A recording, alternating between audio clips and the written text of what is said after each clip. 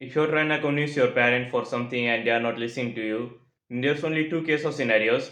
Number one, where you want something from them, either it be money, asset, or some anything. Number two is where you want the permission. So you have the power, you have the money, but you just want their permission. That's the second scenario, second case of scenario. Let's talk about the first one. In the first case of scenario, if you want something from them, then you need to approach your parents like a capitalist. Think of yourself as someone who has a startup and wants money from, let's say, a bank, or someone who gives the money funding to the startup stakeholders. Think of your parents as that and yourself as a startup. So what you need to do here is present yourself in the best way to them and have something like a presentation maybe, and do what the startup guys do. They just think of how they can be failing in raising the fund from the stakeholders, or the people who they are trying to approach. They just think that what kind of argument he can use against us, what are our weaknesses, how we can improve them, what kind of argument we can make. So you have to prepare an plan of action before you approach your parents. You need to have this mentality that how will I fail? How will I fail? When you ask yourself this question, you just see your failure in future. And since you've seen the failure, let's say someone you just saw that you are going to die by the car accident tomorrow, and you see in that future from the future machine, time machine, what you will do is take an action. So you can do for that is just don't leave your house tomorrow. So that's a preventive measurement for the failure. It's the same thing we need to do here. It's just that we don't have the time machine and you can't predict 100% of everything. But 75%, 85%, even 70% is just good enough for us to get pass in this test. So before you approach your parents, have this argument, have think this what they can use against us, what questions can they ask you, just like the interview. Have a good representation of yourself in terms of wearing the nice clothes, looking good, clean, not smelling. So that's one thing you can do to prevent yourself from failing. Because if you just go and ask for money, they'll just first question they'll come into their mind and they'll ask you is they just think that is it worth it or not. Then their answer they just make it up that it is not, and you just have to prove it to them that it is. That's just how it works. So keep that in mind. And next thing is they judge you based on your track record. What is the track record? It's your past history that what you did. For example, if your past history is bad and you're just smoking, drinking alcohol, and just partying all day, then that's your bad history. So they'll judge you based on your past. And if you just then ask the money to them, they'll just think that he'll just going to waste.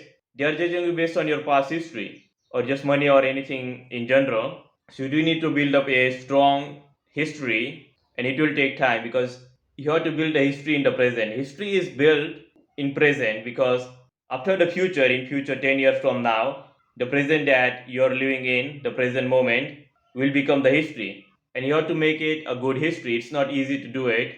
And how to make a good history? Well, number one is to make money.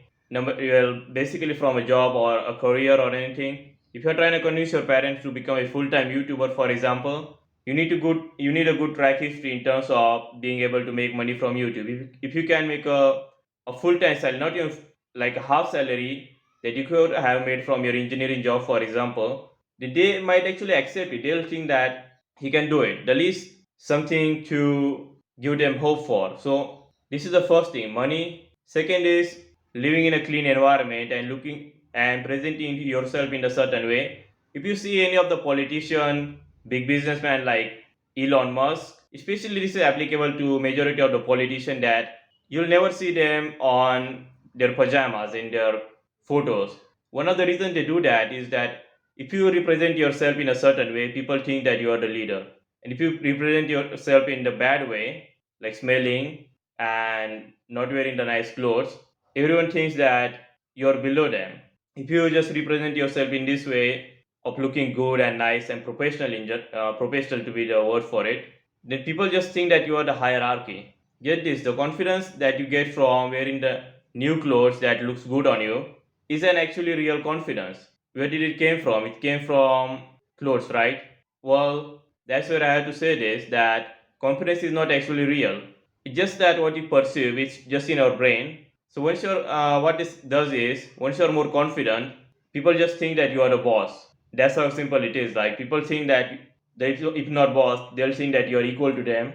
And if you just fail after doing all of this, then you have to realize one thing, that it's their money and they can do whatever they want to do it legally, and so you don't have the right over them.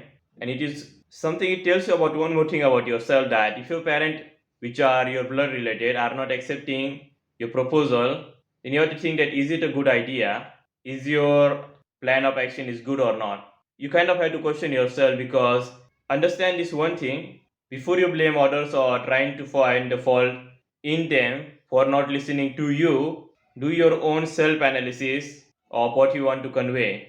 Because if your own parents, which are literally your blood relative, are not listening to you, you literally have to wonder that if a random stranger will listen to you or not. Because they know you better than most of the people. Then if they are not listening to you, what is wrong with you? Like, is your idea that really good? That's the question you need to be asking to yourself. You need to do the self analysis, basically finding the fault in your own decision, your own plan, before you start blaming them and start finding the fault in them. You have to do that first. And the second thing is, if you find that there is no fault in you, it's just that there is a fault in them, then just see your parents' track history, that you'll already know about your parents because you have lived with them long enough, that what kind of parents are they. Are they average, below average, even below average, or above average? There will be rarely anyone who's watching this saying that they're way above average, which is a level what I call the top 10% or maybe top 20% or something like that. Because if they were, chances are you don't need to watch this type of content. So ask yourself this question: what is their level? What is their track history? If it's bad, just know that if their track history is bad in terms of decisions, then you have to figure some other way around. You have to find some different way or just make your own. And the second case of scenario is where you have the money or you have the power. For example, you want to marry this girl, but your parents are saying, no, you can't do that. Or you want to get into this business, this career, like, for example, video editing, becoming a YouTuber, and your parents are like, no, you can't do that. They're saying no for no reason whatsoever, but you have the power to make the decision. The decision depends on you at the end of the day. Let's say you want to become a YouTuber and you're already making the full time income that you could have made if you got a job, and you can just decide to leave your parents' house and live somewhere else because you are making good amount of money from YouTube. In that case, if you decided to become a people pleaser, what I call a good boy disease, it's literally a disease just like cancer. Cancer is a disease. This good boy syndrome, or I always call it disease, is a mental disease. The issue with this is that when you decided to please your parents and keep yourself the sad person here, if you become the sad, your parents will be sad as well. How this works? Let's say you got fail F in some exam and you literally fail all five subjects, but your friend has passed and it was really a tough exam. Guess what? Your friend is not going to feel depressed now. You will, but he won't, or depressed or sad, whatever you will call it. But if it was your dad and you gave the same exam, theoretically speaking, and you got the fail, your dad got the pass, your dad will feel a bit sad as well. He will feel sad, or your mom, or anyone. The reason being is that there's a clear difference between friends and parents. It's not the same thing. Your parents can be your friends cannot be your parents. That's a huge difference. So you have to make a decision in this case, because it has to be you, where either one of the parties will decide, either you or your parent. Just make the decision where you're not the one who's sad, you're the one who's happy. Because if you make the decision where you are the one who's sad and your parents are the happy, they will become sad as well. So at the end of the day, just no one is happy. But if you make the decision where you are happy, at least someone will be happy. Realize this: if you have to make a decision where your parents are going to be sad, they are going to be sad, whatever decision you make. So you just might choose the one where you are happy, because as I said, the sadness transfers, the happiness transfers as well.